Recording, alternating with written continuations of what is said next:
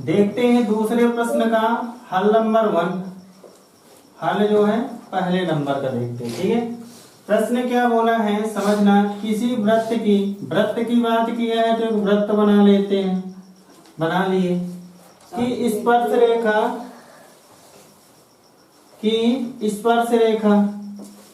तो इसकी स्पर्श रेखा एक निकाल देते हैं। बना दिए, ठीक है।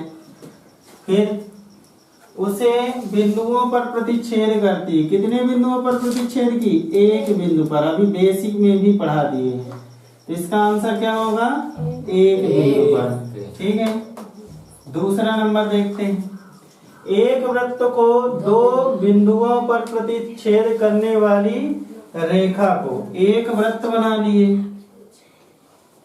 ये बना लिए एक वृत्त। ठीक है, यहाँ ये वृत्त हो गया। अब देखो एक बिंदु पर स्पर्श की तो स्पर्श रेखा हुई। अभी हम बेसिक में क्या पढ़ाए हैं कि एक ही बिंदु पर स्पर्श करने वाली रेखा को स्पर्श रेखा कहेंगे। अगर दो बिंदुओं पर स्पर्श कर रही है तो देखते हैं क्या होता है। मान लो एक बिंदु ये हो गया और दूसरा बिंदु ये हो गया। यहाँ से हमने एक रेखा गुजार दी तो दो बिंदुओं को ये रेखा PQ जो रेखा है, ये रेखा दो बिंदुओं पर ए और बी बिंदु पर काट दी।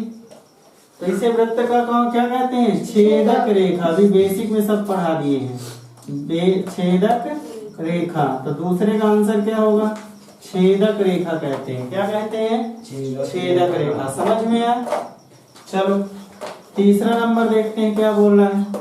एक वृत्त की समांतर स्पर्श रेखाएं हो सकती हैं। बेटा समझना, बढ़िया प्रश्न है, लॉजिकल प्रश्न है। ये वृत्त हो गया। बोला है एक वृत्त की समांतर स्पर्श रेखाएं। समानांतर का मतलब समान अंतर होना चाहिए। तो मान लो कि हमने एक स्पर्श रेखा यहाँ नीचे से डाल दी। एक स्पर्श रेखा हमने PQ डाल दी, दूसरी हमने डाल दी RS। देखो एक वृत्त पर अनंत स्पर्श रेखाएं खींची जा सकती हैं, है ना। अनंत स्पर्श रेखाएं खींची जा सकती है। लेकिन अगर समांतर स्पर्श रेखा की बात करेंगे तो केवल दो होंगी। कितनी होगी? दो। क्यों होगी दो?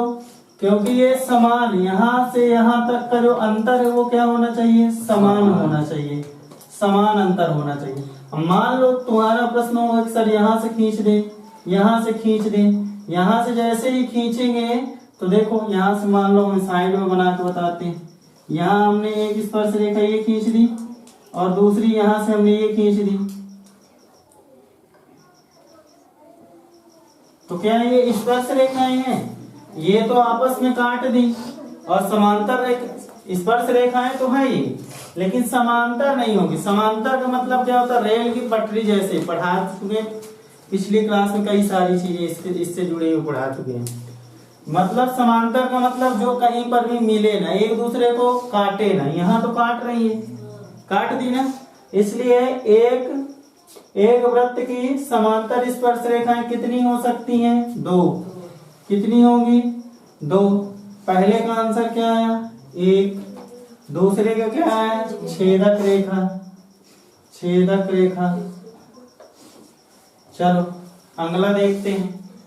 वृत्त तथा उसकी स्पर्श रेखा के, चलो वृत्त बना लेते हैं। चौथा नंबर, ये वृत्त बन गया। यहाँ क्या बोला है? वृत्त होगा तथा उसकी स्पर्श रेखा। एक स्पर्श रेखा बना देते हैं।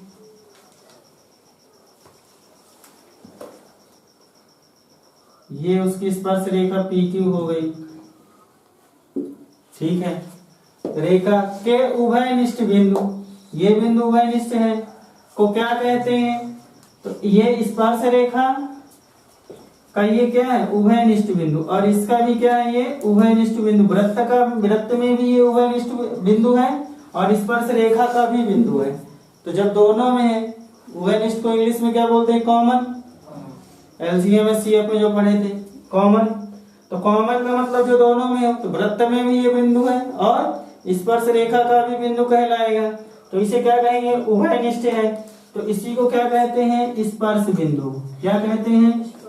स्पर्श बिंदु, क्योंकि वृत्त में भी टच हो रहा छू रहा है और स्पर्श रेखा को भी छू रहा है। तो ये दूसरे प्रश्न के आंसर होंगे। चित्र सहित समझ में आ गए? कोई दिक्कत किसी को?